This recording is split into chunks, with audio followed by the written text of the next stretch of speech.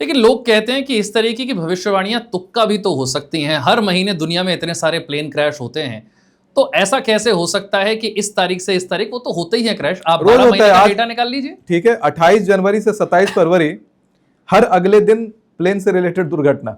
28 जनवरी को पहला क्रैश, 29 जनवरी को दूसरा क्रैश, 30 जनवरी को प्लेन का चक्का निकल गया, 1 फरवरी को दो विमान आपस में टकरा गए, ब्लास्ट होते होते बच गया लगातार। और टर्किश एयरलाइंस को कोलकाता में इमरजेंसी लैंडिंग करानी पड़ी, लगातार विमान रिलेटेड। इनफैक्ट कि ये इतिहास में पहली बार हुआ है कि प्रधानमंत्री जी का विमान खुद ही पर लड़खड़ा वो तो गया। वो देखिए, इस तरीके के हाईवे बनाए इसलिए जाते हैं ताकि इमरजेंसी लैंडिंग को टेस्ट किया जा सके। वो टेस्टिंग नहीं थी, वो प्लेन ही इमरजेंसी लैंडिंग के हालात में पहुंच गया था। प्लेन क्रैश होते होते बचा, ये भी समझिए। जगदीप धनखड़ जी ने अचानक से इस्तीफा दिया था, इसके बारे में कोई अंदाजा भी नहीं लगा सकता था। कि मैंने बोला था 25 जुलाई से पहले पहले आप देखिएगा केंद्र में बहुत बड़ी हस्ती पलट जाएगी, अपने पद से हट जाएगी। और 22 जुलाई 2025 को जगदीप धनखड़ जी, हमारे उपराष्ट्रपति ने अचानक इस्तीफा दिया था बिना किसी कारण बताए।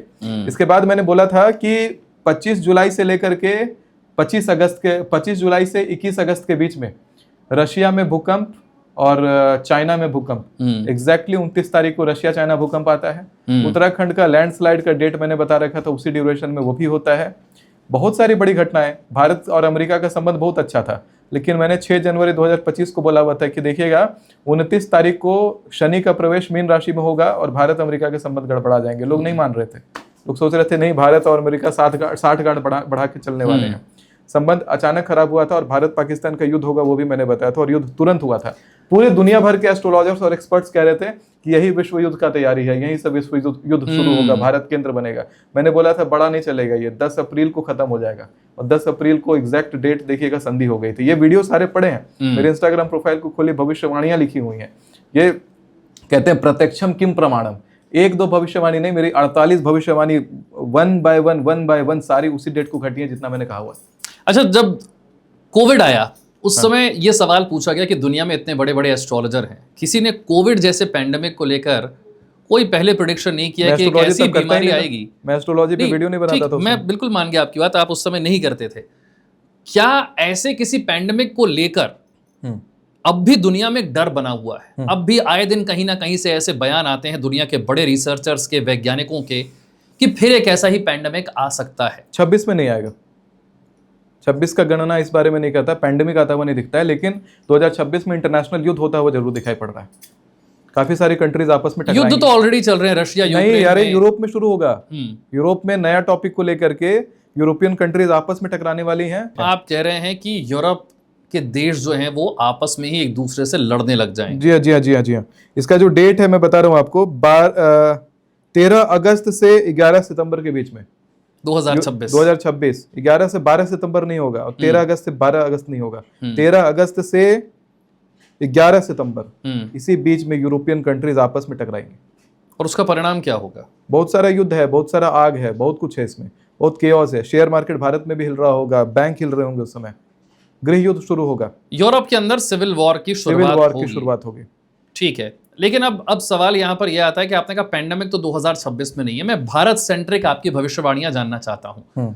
16 फरवरी का दिन, जब हम आज इस पॉडकास्ट को रिकॉर्ड कर रहे हैं, 16 फरवरी से आने वाला समय आपको भारत के लिए कैसा नजर आता है? 20 मार्च से 18 अप्रैल के बीच में देखिएगा कि भारत देश के अंदर ही कोई राज्य सत्ता पलटता हुआ दिखाई पड़ रहा है। राज्य सत्ता के अंदर कोई चुनाव होने हैं, 5 राज्यों के चुनाव हैं, तो जाहिर सी बात है कि उस समय कोई ना कोई परिवर्तन तो। बंगाल के अंदर नहीं है।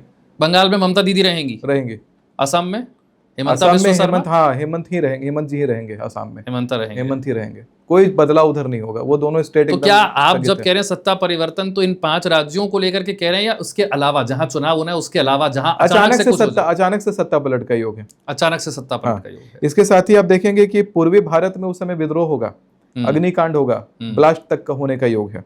वो भी विदेशी कारणों से नहीं, देश के ही उपद्रवी। देखिए, नॉर्थ ईस्ट में भी काफी दिक्कतें चल रही हैं, और पश्चिम बंगाल में आप जानते हैं चुनाव की वजह से बहुत कुछ हो रहा है। क्या आपका इशारा उसी तरफ है? नहीं, मेरा कोई इशारा, मैं ज्यादा न्यूज नहीं देखता हूँ, और क्या घटना वैसे घट रही है भौगोलिक दृष्टिकोण से, उससे मुझे मतलब नहीं है। लेकिन आप कह रहे हैं पूर्वी भारत में ही होगा। मिडिल ईस्ट में उसी समय जो उत्पात अभी शांत हो गया है, मिडिल ईस्ट में उत्पात अचानक बढ़ जाएगा इजराइल हमास।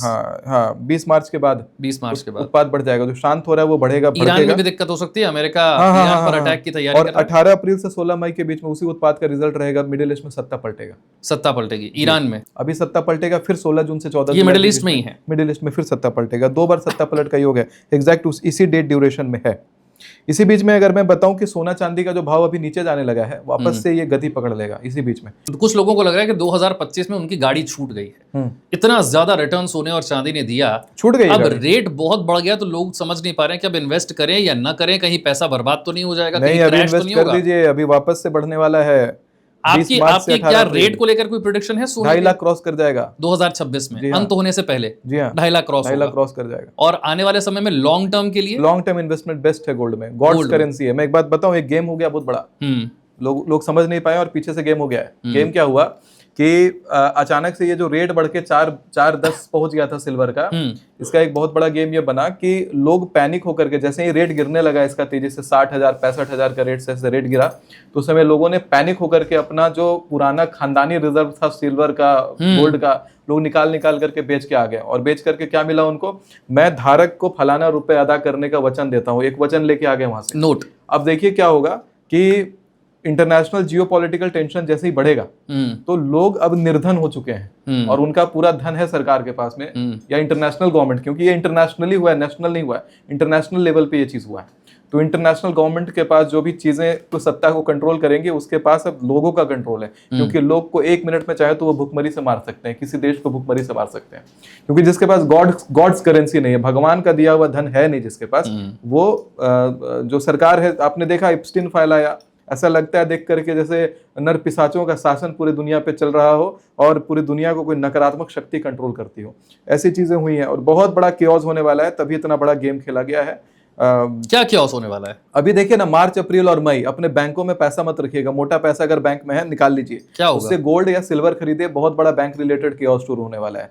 अगर मैं कहता हूं अगर आपके अकाउंट में 1 करोड़ रुपए भी पड़े हैं, अगर एक जीरो भी कम हो जाता है, डिजिटल डिफेक्ट या कोई भी डिफेक्ट या जियोपॉलिटिकल रीजन से कोई एक जीरो भी कम हो जाता है, तो आपके लिए 90 लाख का नुकसान है, बैंकों के लिए। नहीं तो आप लोगों को क्या सजेशन दे रहे हैं कि पैसा निकाल कर कैश में अपने घर रख लें? कैश में नहीं रखिए, पैसा निकालिए, गोल्ड सिल्वर में इन्वेस्ट करिए और भले बैंक के लॉकर में रखिए जाकर के, लेकिन बैंक के अंदर जो कहते हैं ना, जो मैंने धारक को वचन दिया है, वो वाला जो करेंसी वाला पैसा है, वो पैसा अभी आपके पास रखना सेफ नहीं है। लोग तो कहते हैं सरकारी बैंकों से ज्यादा कुछ सेफ है ही नहीं, और ऐसा कुछ नहीं है। जब इतिहास में भी देखिएगा, जहां जहां भी वॉर हुआ है, वहां पर सबसे पहले बैंक आपके पैसे सीज करती है, फ्रीज करती है, और उसी पैसे को सरकार जो है युद्ध में और जहां तहां इस्तेमाल करती है। कई साल लग जाते हैं उस चीज को रिकवर होने में। मैं फिर से सोने पर आता हूं, फिर बैंकों पर आऊंगा। सोने को लेकर आपने कहा 2.5 लाख तक रेट 2026 में जाता दिखता है, और जिन्होंने अब तक इन्वेस्ट नहीं किया वो अब भी इन्वेस्ट कर दे, कोई दिक्कत नहीं है, कोई प्रॉफिट बुकिंग ना करें।